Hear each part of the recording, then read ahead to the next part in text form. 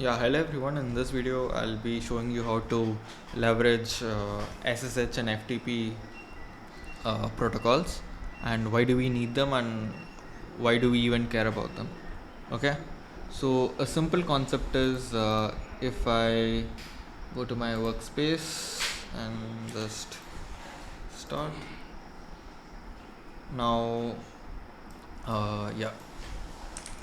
Okay, let's say I have a computer 1. Okay, and there's a computer 2. I need to establish communication between both of them. Okay, I can use a protocol called SSH. Okay, that is secure shell. Secure and then shell. This is the protocol. Okay, and this protocol works on port number 22. So port number 22 needs to be open on this to make sure this computer can be connected to this. Now, in what terms are these both computers connecting? Okay, like by what do I mean by connection? Okay, so it's fairly simple that every uh, computer has a kernel, and each kernel can be accessed by a command line utility called a command prompt or a terminal or a bash terminal or a z terminal. Okay, so whichever command line utility you're using it could be it could be something like your cmd or uh, PowerShell, or it could be something like your bash, could be zish. Okay, there are much more. Okay, these are the most popular ones. Okay, so on Mac, zish is popular, and most of the Debian or Ubuntu based operating systems, the bash is popular. Okay, so yeah, so this needs to be accessed by this computer. Okay, we need to allow port number 22 on this. Okay, cool. Okay, now let's understand what's a bridge network. Okay, so before explaining what's a bridge network, let me go into the official definition of a bridge network. Okay, bridge network. Okay, so what is bridge networking? Computer networking device that creates a single. Okay, this is not the definition I'm looking at. No.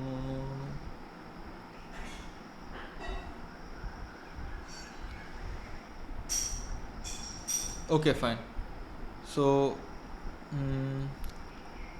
yeah, a hardware device that connects multiple networks to create a single large network. Okay. Now, what will happen is, let's say you have a virtual machine on top of a host machine. Okay. Virtual machine is my yes. Okay. I have a VM. I have a VM. Okay. On top of a host machine. Okay, so this is my host machine and this is my VM. Okay, now essentially this VM is not in the network of the host. Okay, these both run their respective subnets, but when I'm setting up the virtual machine, if I state an option called what bridge network, I want to bridge this network along with host. That means these both VM and the host will be on the same network. Okay, so you can use this method to communicate between each other really easily. Okay, you don't need to jump between networks. You can communicate within the same network. That's how you can do it. Okay, again, if you have to communicate using SSH, you need port 22. That is port 22. SSH means secure shell. Now let me just open Parallels. Let me just open Parallels. Not sure if I'm audible properly. So just like yeah, not bad. Let me open a Fedora machine.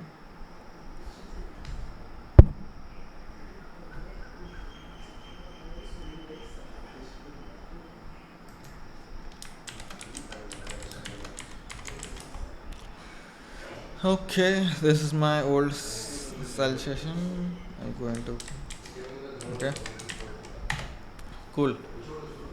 Now let me just see if my SSH protocol is running. Okay. So that's my Red Hat command. Systemctl status SSH. And unit SSH could not be found. Okay. So let's just start. Oh, sorry. I'm very sorry. It's supposed to be SSHD. It's a daemon, right? So I don't know what I was thinking. Status. Okay. So yeah, it's active and running. Okay. So it's active and running. My port 22 is enabled. Okay. Can you clearly see server listening on port 22 and server listening on all the four IPs like octets as 0 means it's going to accept from any other IP. Like meaning this port is listening on port 22 and it will accept incoming request from any IP. Okay. That's the essential meaning of 0000 on port 22. Okay. A daemon is a process. If you have watched my Red Hat Enterprise Linux process video, this thing, how do I explain? My yeah, just 1 second. My daemon actually means that it's a process which has been started on the system start at that time. Yeah. So yes. So okay, let me stop the service. Stop. Okay. Now let me status it. Okay. So it's inactive and dead. Okay. Now it's saying it's enabled. Okay. It's enabled means every time you restart your system, it will switch on. That is the meaning of enabled. It will automatically switch on without you saying systemctl or service SSHD start. Okay. Since it's a daemon service, you have to say SSHD, not just SSH. Like for Docker, you just say Docker. Okay, not Docker D. Okay. So that's a naming convention in Linux. Alright. Cool. Yeah. Now let me just exit from root. Okay. Cool. I'll just create a new terminal session. Okay.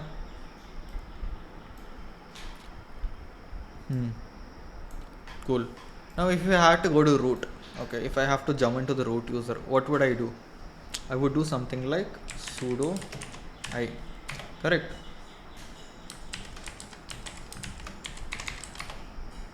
Cool. Now I'm into the root. Okay. So let me just exit.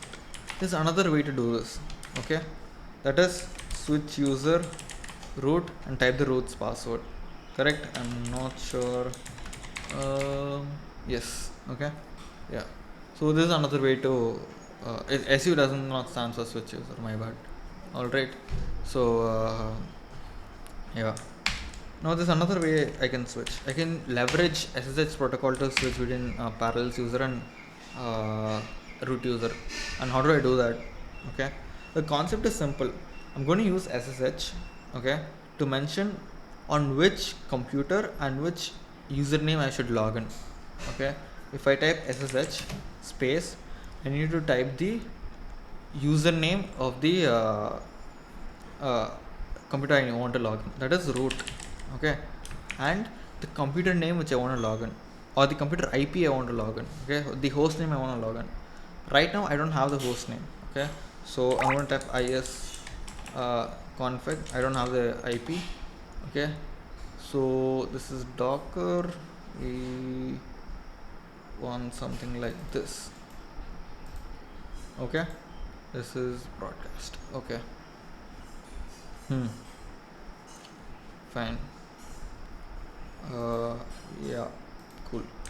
So if I do something like SSH root at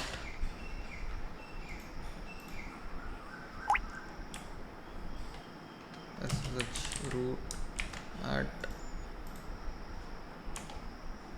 connection refused. Okay. So it's saying that port 22 is not enabled. Let's just try using localhost. Root at localhost it's again saying that connection is refused. Did we start the SSH system CTL status SSHD? It's inactive, guys, and that's why it's showing that port 22's connection refused. Now, is it understood? If you don't have the SSHD running, the daemon service running, you cannot connect to the computer at all. Okay. So let me just clear.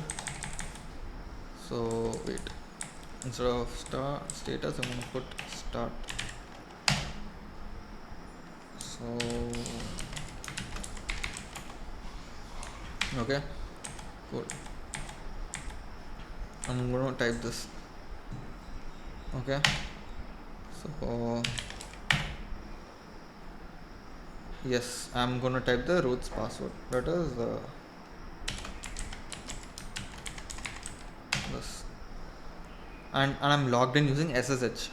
I'm not logged in using your su command or sudo I command. No, I'm logged in using SSH. Okay. So this is also my this thing, the same computer. I just switched internally. Okay. But this is not what we want to do. We want to switch between different computers, right? So let's just exit. Okay. I have my host machine here. Okay.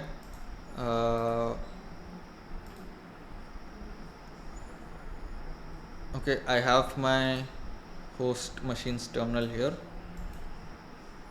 Okay, is it a white page? React white page. Let me just cancel this. Okay, clear. Cool. If we type SSH, sorry, SSH. Cool. Now let's just one sec. ifconfig. So inet is this. I'm gonna copy this and I'm gonna come here. I'm gonna do search parallels. This time I'm gonna log into the parallels account. Okay, and I'll paste it here. Okay, parallels to which 10 to 115 55 7 10 to 10 to 1155.7. Okay, I'm going to enter the password. Yes, and I'm logged in from my host computer.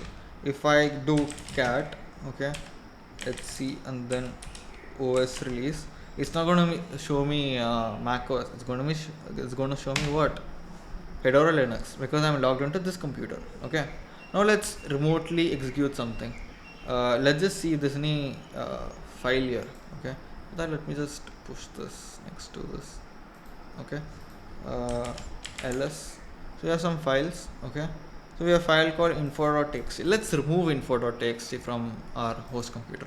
Okay, let's do rm info.txt. Okay, and let's come back here, do ls. Okay, and our info.txt is gone. It's not there. Okay, so this basically means we can access files. We can communicate through the other. We can communicate to the other computer using its shell terminal session. Okay, so that's the whole point. All right. Cool. Now this is asking a password every time I have to log in, right? But this is not the efficient way, because when I'm running scripts or when I'm doing any automation task, okay, what happens is I cannot keep typing password as on the go. I needed to log in as soon as like on the go. Okay, so what I can do is I can do something like SSH keygen. Okay, now by default it's going to create what? It's going to create a key pair using RSA algorithm. You can also use DSA algorithm, and I am thinking it's the command is -t DSA. Oops. Yes, it's the command. The flag variable is -t, and you have to use DSA. Okay. Now I'll tell you what the point of this. Okay. Let me just clear. So I can mention RSA here by default also. I will enter. Entering file in which to save the key. By default I'm going to say enter. Okay, enter. So I already have this thing. Okay, I already have something, right? Let me clear that. Okay, so let me see what is there. So okay, there's a folder called .ssh. Let's just go inside .ssh. Okay, let me do this. Okay, I want to do one thing. I want to remove everything. rf. Okay, now if I do ls, nothing is there. Cool. Now let me just okay. This file, no passphrase, and something is being created. It uses SHA-256 algorithm to create this. Okay, yeah, SHA-256 is the algorithm. Okay, now what do we do with this? Now this is a very nice thing you can do with this. Let's just see ls. Okay, there are two files, id rsa and id rsa.pub. Okay, what am I supposed to do is I'm going to take this id.rsa.pub and send it to what? My initial this thing. Okay, this computer. Or what I can do is I can generate a keygen from here, SSH keygen -t RSA. Okay, enter, yes, override. Okay, so if I just go to my this thing cd.ssh, okay, on Mac also it's same. Okay, so yeah, so let me just do ls. Okay, so this id rsa and id.rsa.pub. Let's just cat the id rsa.pub. Okay, so this is this thing.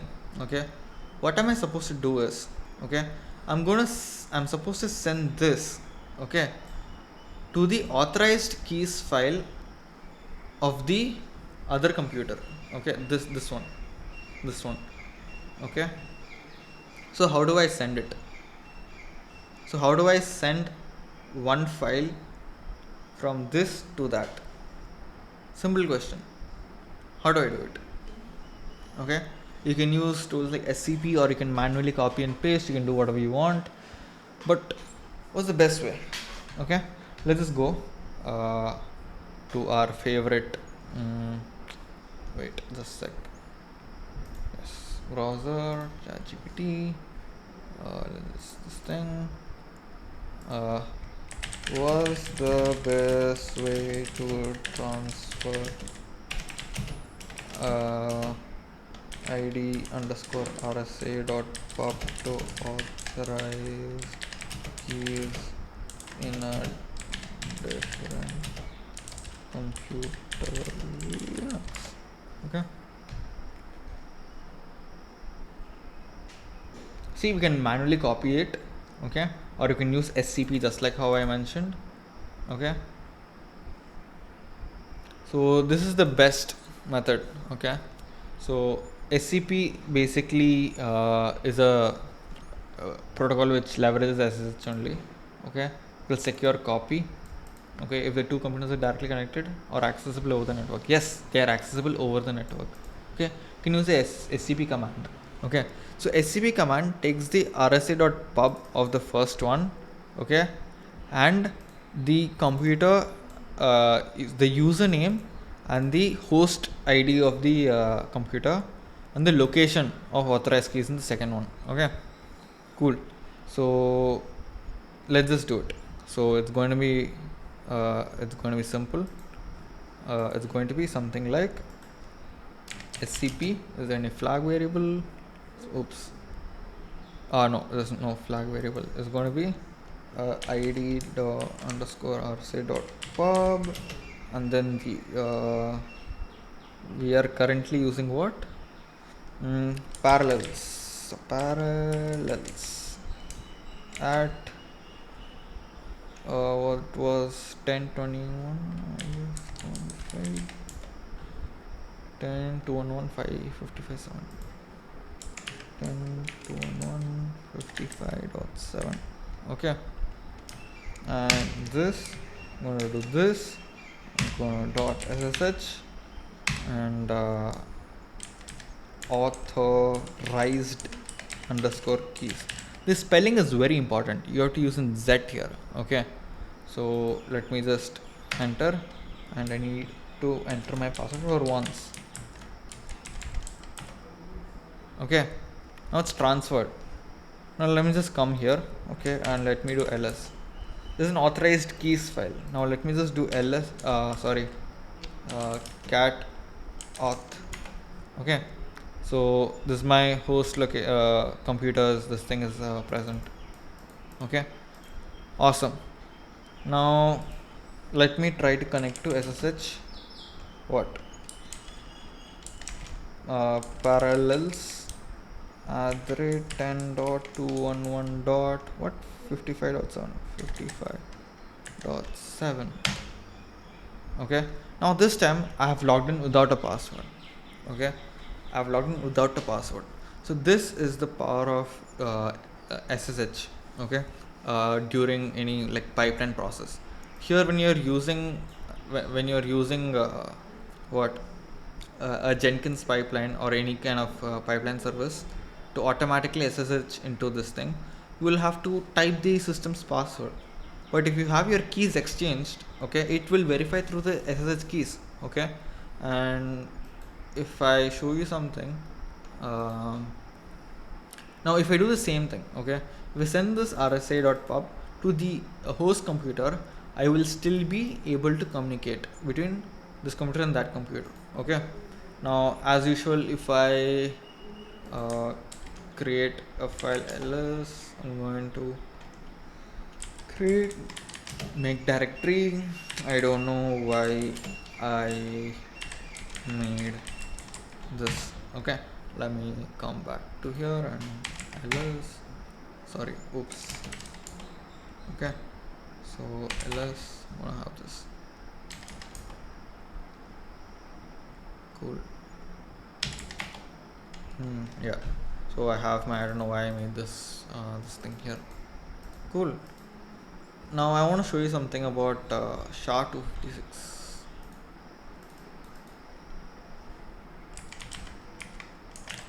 SHA-256 and 512 are like one-way encrypting algorithms. Okay, that means once it's encrypted, there's no way to get it back.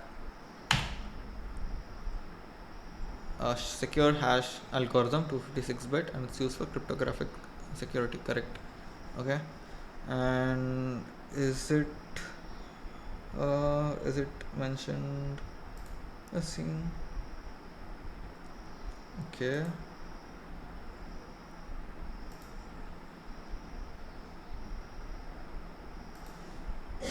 One-way hash. Yes, this is the one-way function. The SHA-256 algorithm generates an almost unique fixed 256-bit data byte hash. This is a one-way function, so the result cannot be decrypted back to its original value. Okay, so if you go into cryptography, you can learn how SHA-512, MD5, SHA-256. Okay, it's a very interesting topic. Okay, I've only seen over the top, and that is more than enough to understand. But it's a very important topic if you want to get into security related fields. Yeah. There's a lot of other links. Now, just like how SSH we could use directly, can we use FTP directly? That's the answer is no. Okay, we need an FTP client to communicate between both the devices. What's the difference between SSH and FTP? The primary use of SSH is to interact with another computer's shell. Okay, shell program, that is your bash, zesh, or command prompt or PowerShell. Okay, but FTP is focused on transferring files. Okay, FTP stands for file transferring protocol. Okay, so FTP ports. Yeah, now it shows port 21 for command port and 24 data port. Best. Okay. FTP client, Red Hat and Linux. So open this official documentation of Red Hat. Okay. So VSFTPD is a what? It's a FTP protocol. It's a client, FTP client. Okay. So yeah, let me just copy this, and I don't think I can run it. VSFTPD. Okay. Sudo yum install VSFTPD.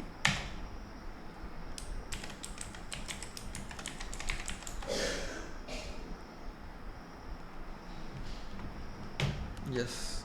Okay.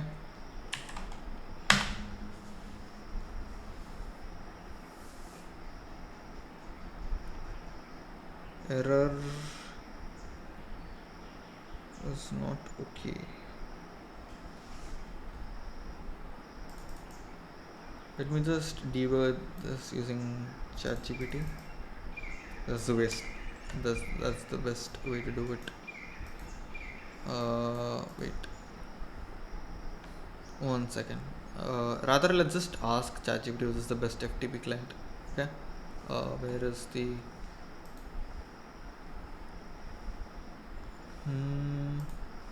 okay. I wanna transfer files over FTP from my VM Fedora to host Mac OS. Which FTP client is the best?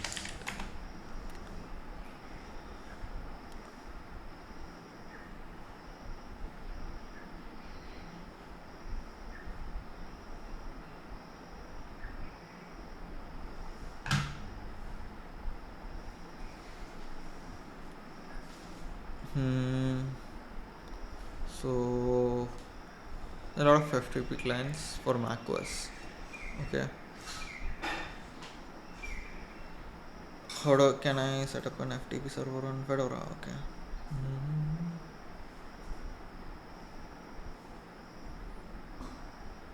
Okay. Correct. So we used yum to install. I don't know why this wouldn't install. Wait, what is the directory? It's okay. Is there something? ls etc vs. This is not okay.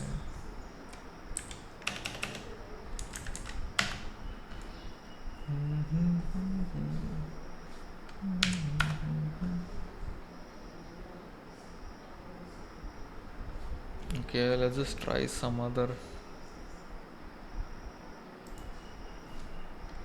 Any other FTP client.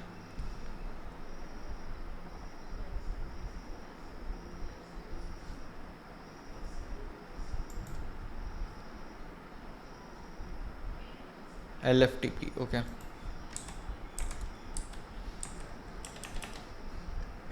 LF. Okay, I'm just going to give the -y variable flag to automatically download.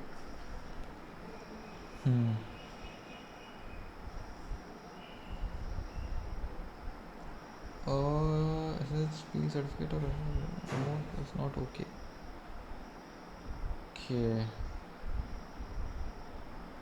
Okay, before going to that, let's just solve it here. Okay, brew install LFTP. Oh, sorry, I'm inside. So brew install LFTP.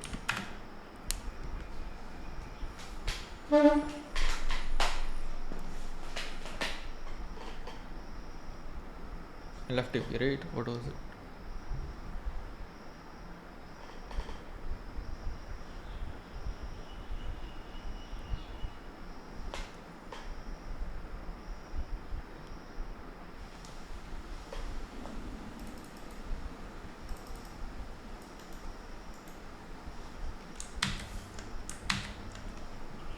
Okay.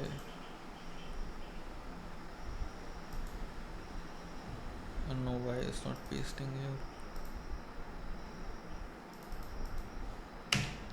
On Fedora by doing LFTPD, LFTP. What is the error? SSH remote key was not okay. SSL peer certificate or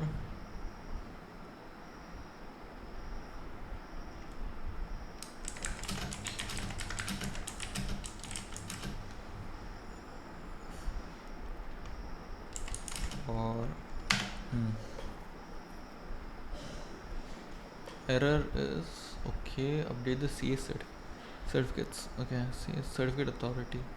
Okay.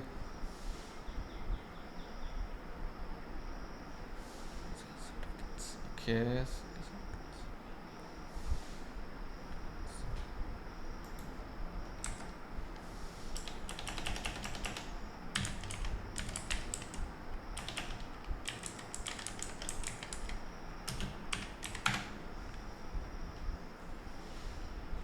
Okay. So this is already installed. So what's the date and time? Seeing. Okay. So date time I need to shift. Wait.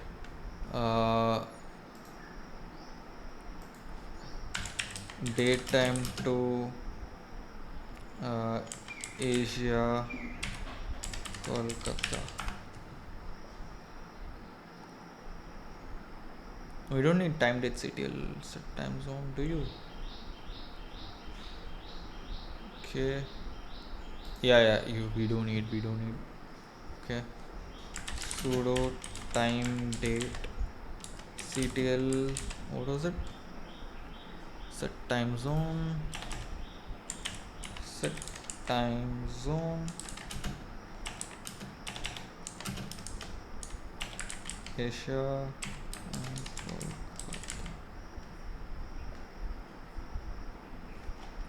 And then enter. Okay, it's correct now. And then let me just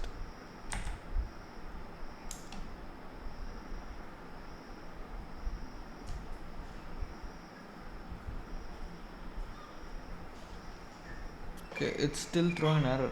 Okay, why? Still certificate's problem. Certificate's not valid. Okay, so okay. System-wide proxy settings. Wait. LSTC LFT. There's no directory of that. Okay. Oh, it might be because that your keys are not valid in the first place. Okay. Cool. Let's just see on Mac if it's installed. Okay. So LFTP. Okay. So you have LFTP installed on this. The only thing you need to do is you need to install LFTP here on this machine also. Okay. And then a simple command like transfer command can be used to transfer huge amounts of data wired or wirelessly. Just make sure they are on the same network. Okay.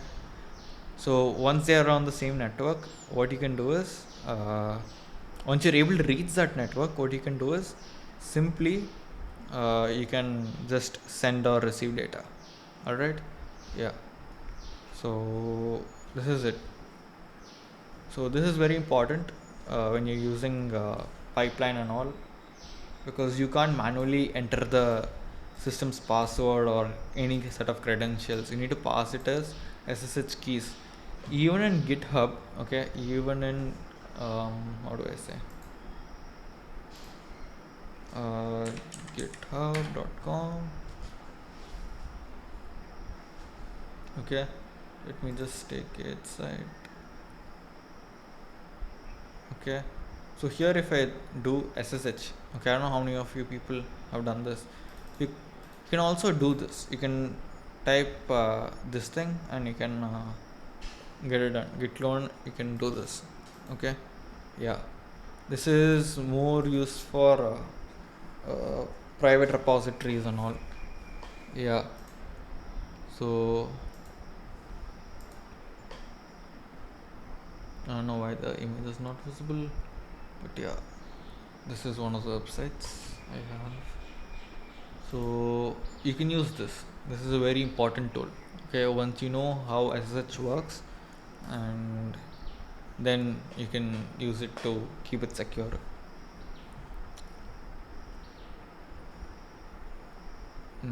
Yes. Okay, so port number 21 and 20 are for FTP, and port number 22 are for SSH. This is the final takeaway of the video, and from here I want to end the video. Okay, so I hope you guys learned how two computers can be communicate between each other through SSH, and mainly through SSH. File transfer can be done using FTP clients. Okay, you can't just have the FTP service. Okay, you need a FTP client installed. Okay, like VST, FTP, LFTP. Okay, once you have set up on both, all you can do is with a simple command you can send files here and there. It's as simple as very simple things. Okay, yeah, thank you.